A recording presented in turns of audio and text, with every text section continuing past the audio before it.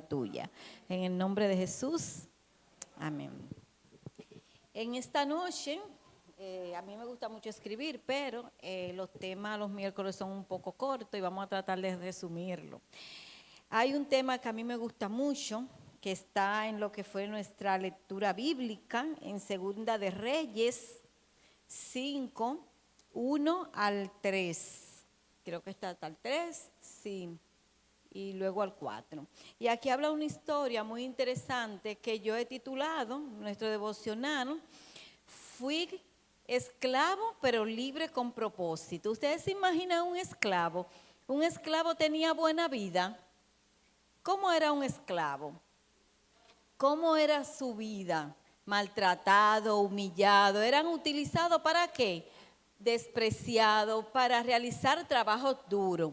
Y también eran para cuidar y estar en algunos hogares en ese tiempo ayudando y realizando actividades del hogar, como era el caso de esta joven.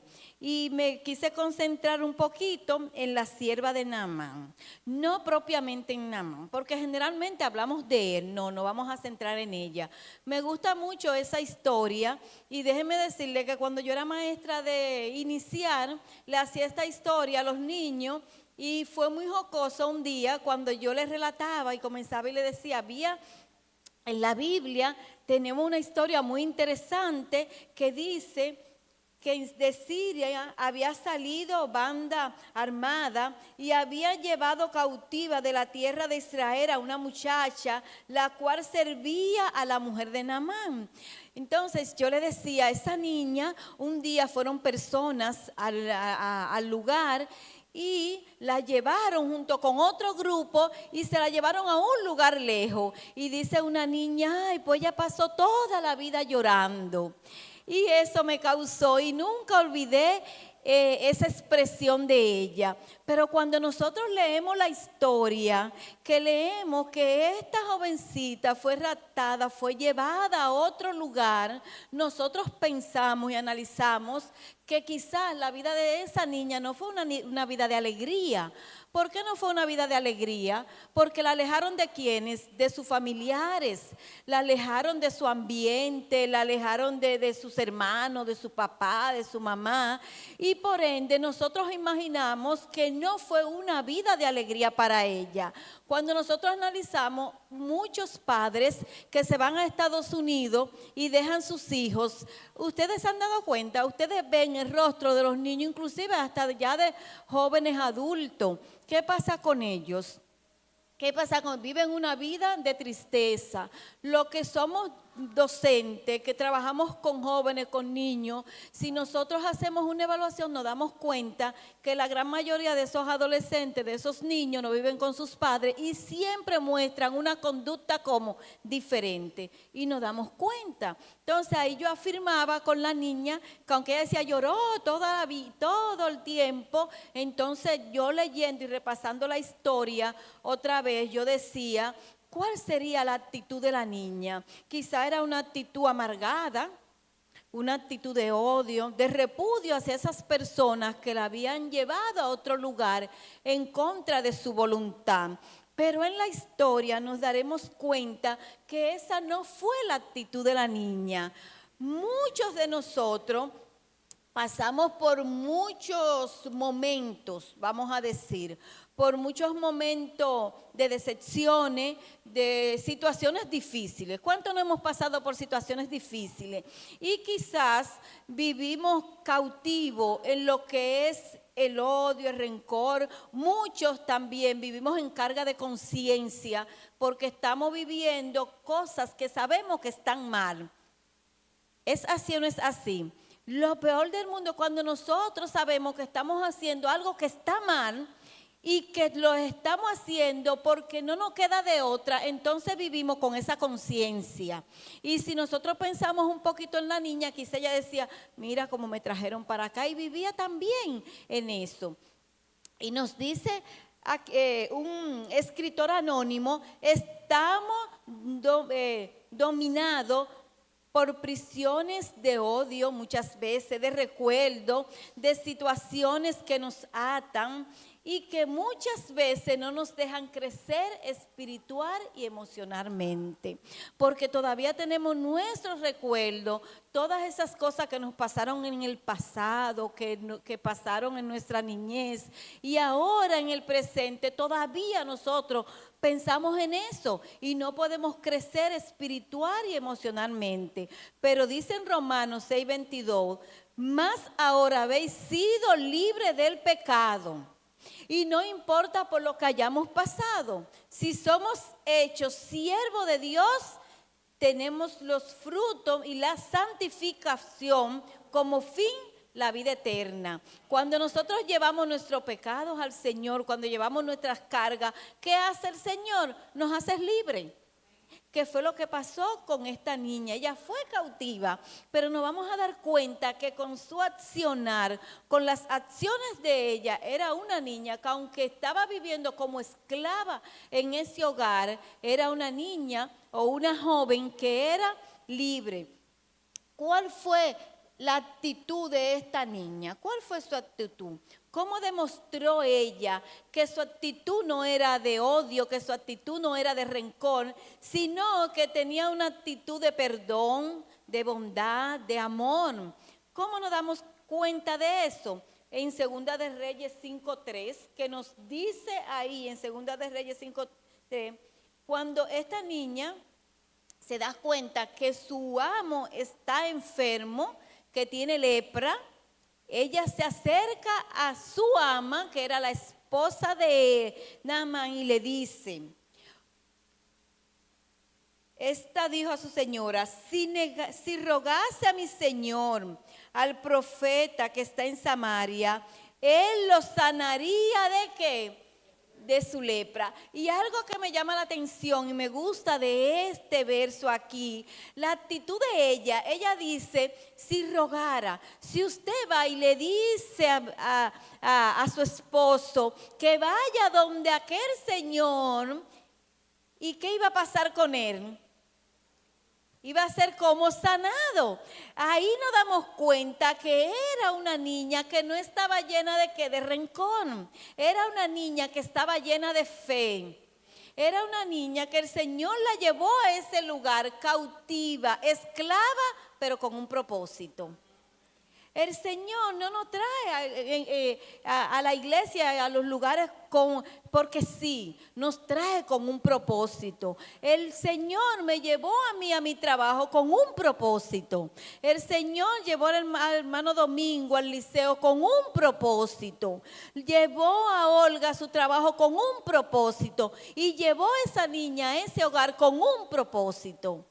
Y si nos damos cuenta, ella lo hace como que si ella quisiera a esa persona, como que si esa persona no la tratara mal, porque anteriormente los esclavos eran tratados mal, no eran tratados con amor ni bondad, pero ella pareciera que sí, que se sentía cómoda en ese lugar y ella decía, y será sanado.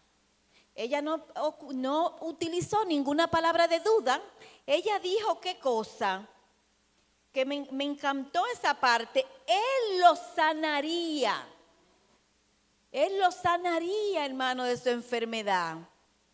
¿Cuáles son las situaciones que tenemos hoy día en que muchas veces nosotros no fomentamos esa fe, sino que todavía tenemos duda? El Señor quiere que nosotros podamos ser despojados y desprendidos de esa esclavitud mental que muchas veces tenemos. Que todavía estamos aquí, tenemos esa esclavitud, ay no se va a poder, no lo voy a hacer, no va a pasar. ¿Por qué? Porque todavía tenemos duda o tenemos miedo, porque muchas veces el miedo que tenemos de que no va a pasar. Pero esta niña es muestra, hermano, es la muestra de que ella tenía fe y ella sabía que iba a ser sanado. Y se lo dijo con propiedad. Y no sé cuántos de ustedes lo motivó a estudiar el folleto, porque ese folleto tiene un enfoque que si nosotros andamos un poco ambivalentes en la fe, nos va a fortalecer. Porque el Señor tiene propósito de fortalecer nuestra fe con el estudio de la lección que tenemos. El Señor, hermano, nos quiere utilizar. El Señor quiere utilizarte donde tú estás. El Señor quiere despojarnos de todo y quiere fomentar y quiere fortalecer nuestra fe. Y la fe es creer, hermano, es creer que el Señor puede transformar nuestras vidas y puede responder nuestras oraciones de acuerdo a nuestra voluntad. ¿Cómo demostró su actitud? Diciendo que sí, que el Señor, si era iba, el Señor lo podía sanar. Esta niña decidió hacer el bien al causante de su desgracia. Eso es algo que nos pone a pensar. Ella decidió hacerle el bien, no importa lo que pasara. Y lo hizo. Esta niña tenía una misión de traer luz y salvación a ese hogar. Su misión era traer luz y salvación. Nuestra misión es llevar luz y salvación donde quiera que estemos. Esa es nuestra misión.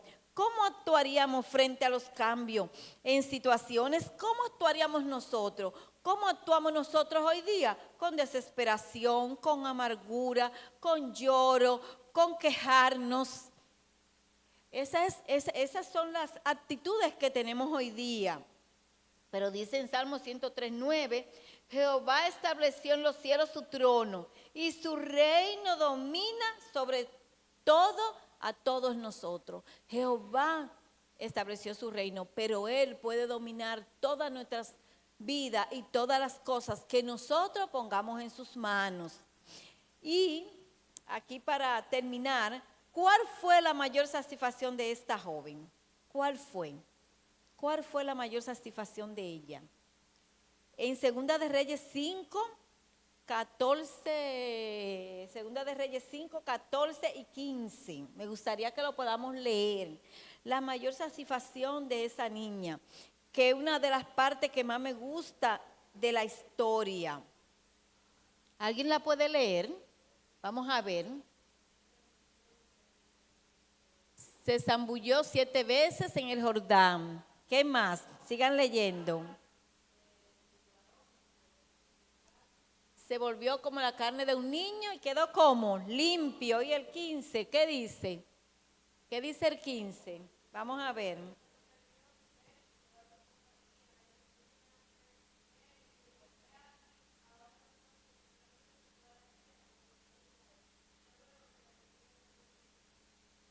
Así es. He aquí qué cosa. Ahora reconozco que no hay qué cosa. Otro Dios como. Hermanos, él no solo quedó limpio de su lepra, sino que el Señor pudo transformarlo físico, emocional y espiritual.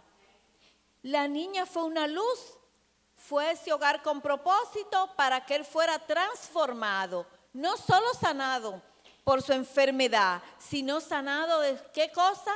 Ya tenía otra actitud mental, ya tenía alegría, emocionalmente fue sanado y espiritual porque entregó su vida al Señor. El Señor, y él no, porque el Señor lo transformó, no fue comprado, el Señor lo cambió, lo transformó completo. Cuando el Señor nos transforma completo. Y las bendiciones, aunque vengan las pruebas son por un propósito. La niña pasó por una prueba, la niña fue una esclava, pero el Señor la utilizó por un propósito. Y es lo que el Señor quiere hacer con cada uno de nosotros en esta noche. El Señor quiere transformarnos, hermano. El Señor quiere utilizarnos. Y en esta noche el Señor quiere que usted traiga cada una de esas situaciones que usted está pasando en su vida. Cada uno estamos pasando por situaciones difíciles, como pasó esa niña. Ahora nosotros lo vemos como, ay, la historia, como tan fácil. No, ella al igual que nosotros pasó por situaciones difíciles. El Señor la utilizó con un propósito y otras personas van a ser salvas por ella. Desde donde estemos, hermano, el Señor quiere utilizarnos con un propósito. En esta noche, vámonos con ese mensaje. El Señor quiere utilizarnos. El Señor quiere que llevemos sus cargas a Él para que nosotros podamos resplandecer como luces en aquellas personas que no conocen del Señor. Reflexionemos qué cosa debemos llevar a nuestro Señor en esta noche. Lo más importante es nuestro corazón y nuestras vidas. Y si así lo hacemos, no importa por las circunstancias que usted esté pasando, no importa las pruebas que usted esté pasando, vamos a decir como la niña, llévalo donde Eliseo, llévalo allá y él será sano, porque la fe que hizo lo sanó y la confianza que tenía la niña en Dios. Que el Señor pueda bendecirnos en esta noche y que podamos dejar que el Señor pueda utilizarnos con un propósito para gloria y honra de Él.